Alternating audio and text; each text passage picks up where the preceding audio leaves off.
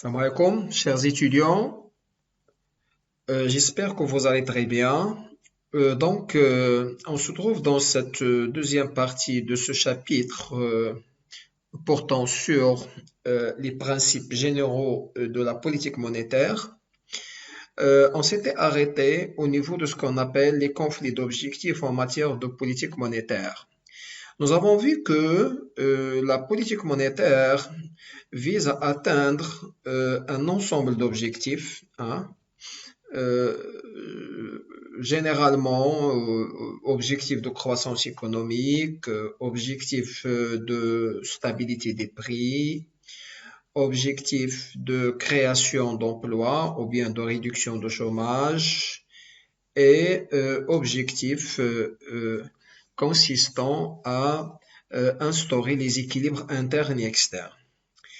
Et nous avons vu que généralement, on ne peut pas réaliser ces objectifs sans se trouver dans une situation de ce qu'on appelle le conflit d'objectifs en matière de politique monétaire. Et vous vous rappelez très bien, nous avons donné l'exemple d'un conflit d'objectifs que nous avons rencontré dans le cas d'une politique expansionniste ou bien une politique de relance économique. Cette politique consiste en une baisse de taux d'intérêt débiteur qui va en résulter immédiatement une hausse de demande de crédit pour investissement et consommation et donc ipso facto une réduction de chômage et qui dit réduction de chômage, nous avons dit une augmentation de la demande et donc une augmentation des prix. La même situation inverse lorsqu'on est dans une politique de rigueur. Dans une politique de rigueur, la politique de rigueur cherche quoi? Cherche à maîtriser l'inflation. Cherche à maîtriser l'inflation. Dans le cas d'une politique de rigueur, on va se trouver dans un conflit d'objectifs, dans le sens où, en cherchant à maîtriser l'inflation, on va assister à une hausse du taux de chômage.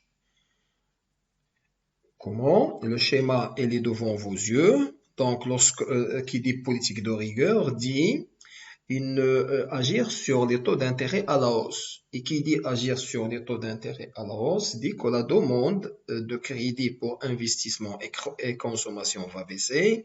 Donc, la production va baisser et donc, bien sûr, le chômage va augmenter. Pas seulement ça. Ce qui est gênant dans une politique de rigueur, c'est qu'en cherchant à maîtriser l'inflation, si on ne fait pas attention, on peut se trouver devant une hausse des prix. Comment? La politique de rigueur qui consiste en une hausse de taux d'intérêt peut en résulter une entrée de capitaux étrangers, ce qu'on appelle les hautes monnaies. Alors, cette entrée de capitaux, bien sûr, parce que la monnaie devient attractive, son taux d'intérêt elle est élevé, alors les investisseurs vont chercher à investir dans cette monnaie. Alors, entrée de capitaux, qui dit entrée de capitaux, dit que la masse monétaire va augmenter. Parce que vous vous rappelez très bien, lorsqu'on a parlé des mécanismes de création monétaire, qu'est-ce qu'on a dit? On a dit que la création monétaire peut avoir lieu dans le cas d'une contrepartie reste du monde. Alors, des entrées de devises ou bien entrées de capitaux, il va en résulter immédiatement création monétaire. Alors, cette création monétaire va en résulter une augmentation de la masse monétaire. Qui dit augmentation de la masse monétaire dit bien sûr augmentation des prix. Et voilà, on cherche à lutter contre l'inflation, on a créé l'inflation. Et là, à ce stade, on a posé la grande question. La grande question, que faire? Devant ces dilemmes, il s'agit de dilemmes, hein? Que faire? Là, bien sûr, il y a des solutions. Il y a des solutions. On va donner un exemple, le cas d'une politique de récession et de déficit. Qu'est-ce qu'on peut faire?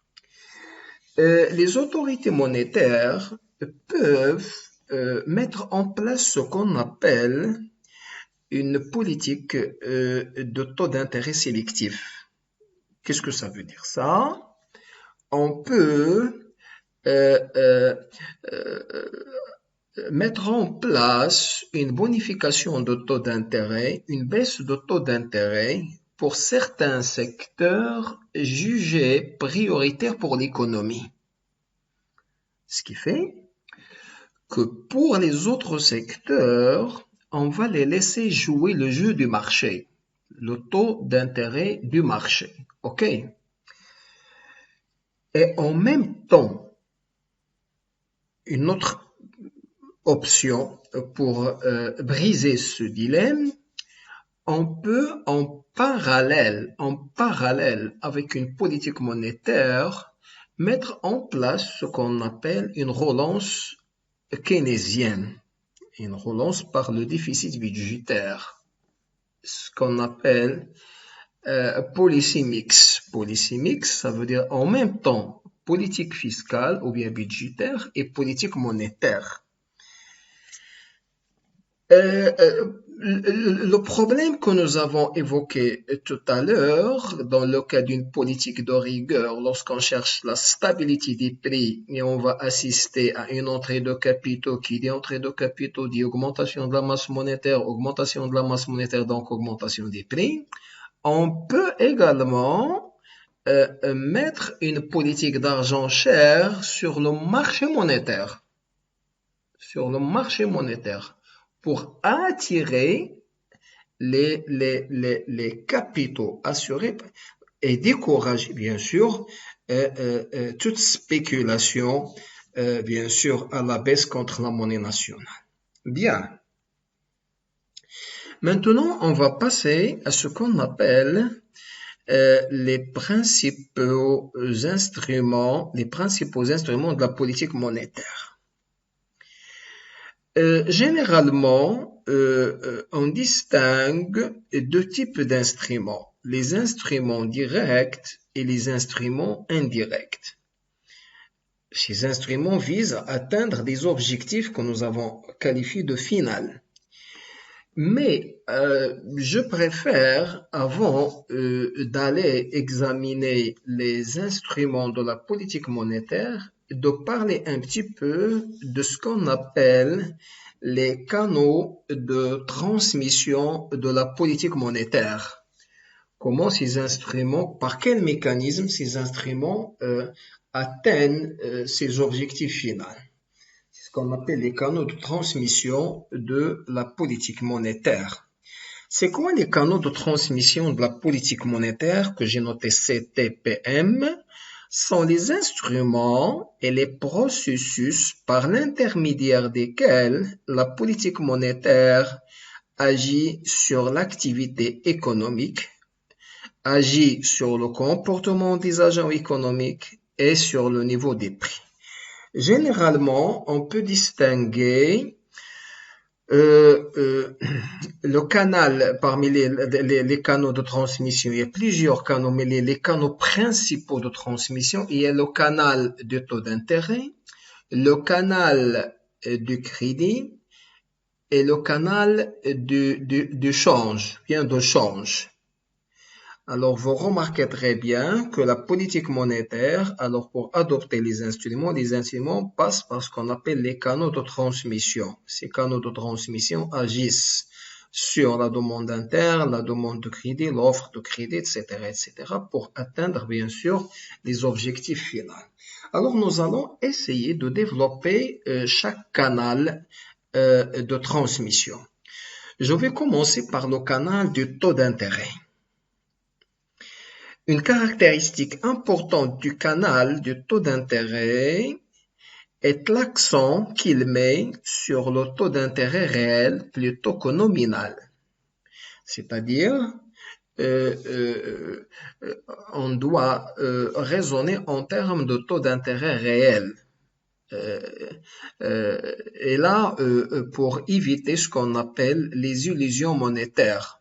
C'est quoi le taux d'intérêt réel? C'est le taux d'intérêt nominal moins le taux d'inflation.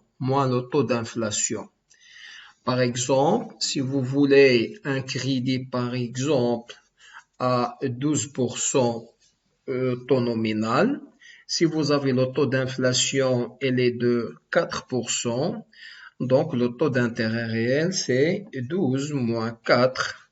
Donc, c'est 8% le taux d'intérêt réel. Et vice-versa, si vous voulez déposer un capital auprès d'une banque, ici on vous propose un taux d'intérêt de 6%, et si le taux d'inflation il est de 7%, attention, là le taux d'intérêt réel, si 6 moins 7 est égal à moins 1%, vous êtes perdant. Donc vous n'avez aucun intérêt à déposer cet argent. Au lieu de déposer votre capital, mieux vaut aller acheter des biens ou bien des terrains ou bien des actions, etc. Voilà. Bien. C'est donc le taux d'intérêt, vous soulignez, qui affecte les décisions des agents économiques, à savoir les consommateurs et les entreprises. Bien. Il faut noter que c'est le taux d'intérêt réel à long terme qui est souvent considéré comme ayant une incidence majeure sur les dépenses. Alors, généralement, les autorités monétaires travaillent avec le taux d'intérêt à long terme. À long terme. Hein? Comment se fait-il que des modifications du taux d'intérêt nominal à court terme induites par une banque centrale entraînent une variation correspondante du taux d'intérêt réel à court et à long terme? Cela s'explique par la rigidité des prix, de sorte qu'une politique monétaire expansionniste qui abaisse le taux d'intérêt nominal à court terme réduit également le taux d'intérêt réel à court terme. Cet enchaînement reste valable dans un monde régi par des anticipations rationnelles. Qu'est-ce que ça veut dire ça? Ça veut dire que si on suppose que les agents économiques sont rationnels, fortement rationnels, donc ils vont supposer qu'il y a rigidité des prix et donc généralement, le taux d'intérêt à long terme, ce n'est que la moyenne des taux d'intérêt à court terme. Donc, il n'y aurait pas de choc monétaire. Donc, le taux d'intérêt nominal, le taux d'intérêt, pardon, à long terme, ce n'est que la moyenne des taux d'intérêt à court terme. Donc, il n'y a pas, donc, si vous voulez, une manipulation de taux d'intérêt. Voilà, l'hypothèse des anticipations de la structure par terme des taux, selon laquelle, vous notez, le taux d'intérêt à long terme, ce n'est qu'une moyenne des prévisions relatives au taux d'intérêt futur à court terme. Qu'est-ce que je dis? Je dis, tiens, le taux d'intérêt à court terme, il est par exemple de 4%, alors le taux d'intérêt à long terme va donc pivoter autour de ce taux de 4%, sachant que il y a rigidité des prix, sachant qu'il y a rigidité des prix, donc il n'y aurait pas changement. Ça, c'est très important. Ça, c'est très important. Voilà. Bien. Voilà comment est-ce que le canal taux d'intérêt va jouer. C'est très simple. Si je prends la conception keynésienne, alors là, le schéma est le suivant. Donc, la politique monétaire, la masse monétaire augmente. On va agir sur la masse monétaire, par exemple. Et qui dit action sur la masse monétaire, il dit bien sûr action sur taux d'intérêt. Lorsque la masse monétaire augmente, la monnaie c'est une marchandise, son prix va baisser. Le prix c'est le taux d'intérêt. Lorsque le prix baisse, l'investissement va augmenter et donc Y, la production, la croissance économique va augmenter.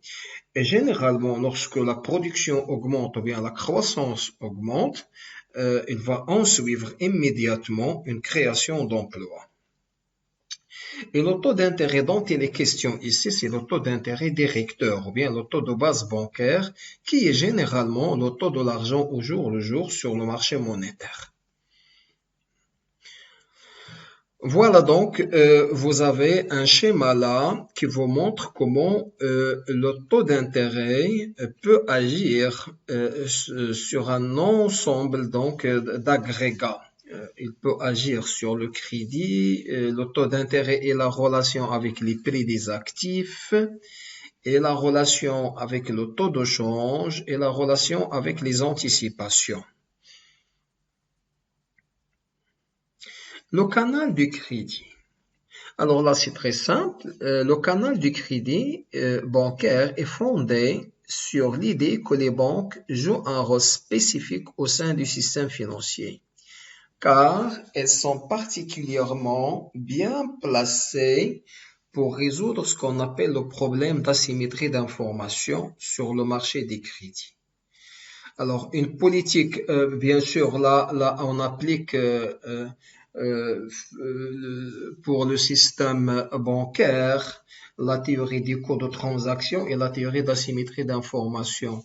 Alors, sans intermédiation bancaire, on ne peut pas demander de la monnaie sans un problème d'asymétrie d'information et sans coût de transaction.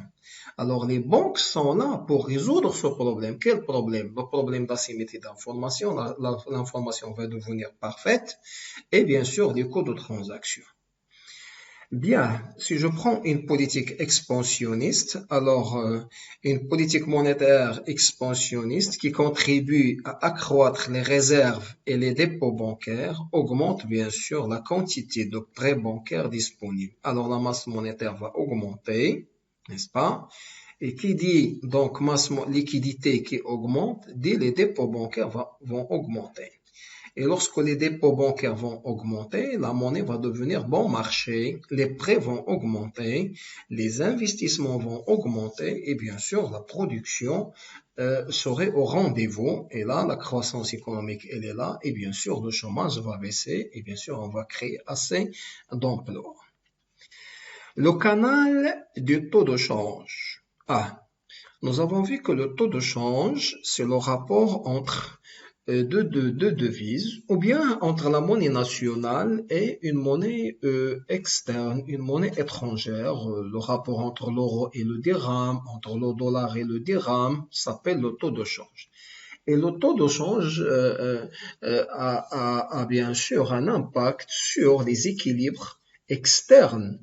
Lorsque vous avez votre monnaie, elle est moins chère, alors vos exportations vont augmenter. Et qui dit augmentation des exportations dit amélioration de la balance commerciale. Également, le taux de change peut agir sur les mouvements de capitaux.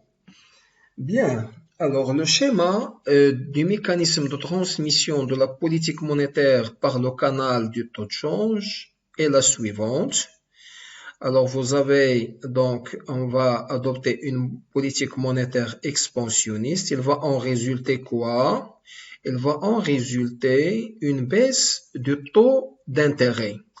Et là, faites attention, lorsque le taux d'intérêt baisse, le taux de change va baisser. Pourquoi? Parce que la monnaie, les capitaux, les investisseurs ne vont pas déposer leurs capitaux en cette monnaie parce que son taux d'intérêt elle est faible. Alors le taux de change va baisser. Et lorsque le taux de change est bas, se déprécie, alors bien sûr, on va assister à une amélioration de ce qu'on appelle les exportations nettes. Et qui dit amélioration des exportations, dit bien sûr amélioration de la production, amélioration de l'accumulation. Parce que lorsqu'on exporte plus, il y a entrée de devises, et lorsque vous avez entrée de devises, vous pouvez acheter les inputs pour produire, etc., etc. Et là, vous avez donc le schéma qui est clair de l'impact du canal du taux de change. Vous avez également l'impact des cours de change, comment la politique monétaire est-elle susceptible d'affecter les cours des actions. Et là, c'est très simple, si on prend pour l'école des monétaristes, lorsque la masse monétaire augmente, alors les agents estime qu'il dispose de trop de liquidité. Bien sûr, lorsque vous avez assez de liquidité, la première des choses que vous allez faire, c'est quoi? C'est faire des dépenses. La première des choses que vous allez faire, c'est l'achat des actions. Et donc, automatiquement, les cours des actions vont augmenter. D'accord? Pour les keynésiens, presque la même conclusion que les monétaristes. Lorsque M1 augmente, alors là, vous vous rappelez très bien que chez Keynes, nous avons vu que il y a une relation inverse entre le taux d'intérêt et le cours des obligations. Lorsque le taux d'intérêt baisse, les cours des obligations augmentent et vice-versa. Alors, lorsque, par exemple, j'anticipe une baisse du taux d'intérêt, alors qui dit baisse de taux d'intérêt dit augmentation du cours des obligations. Qu'est-ce que je vais faire? J'anticipe une baisse de taux d'intérêt. Je me débarrasse de la monnaie. Pour acheter quoi? Pour acheter les obligations. Pourquoi? Parce que je vais gagner, parce que j'anticipe une augmentation du cours des obligations. Et de cette manière, vous avez le schéma, bien sûr, de l'impact de la masse monétaire sur, bien sûr, les cours des obligations. PE, c'est les cours des obligations. Voilà donc, je préfère qu'on s'arrête à ce niveau. Et donc, la dernière partie du sous-cours, je vais la traiter prochainement. Donc, à l'occasion, je vous remercie pour votre attention.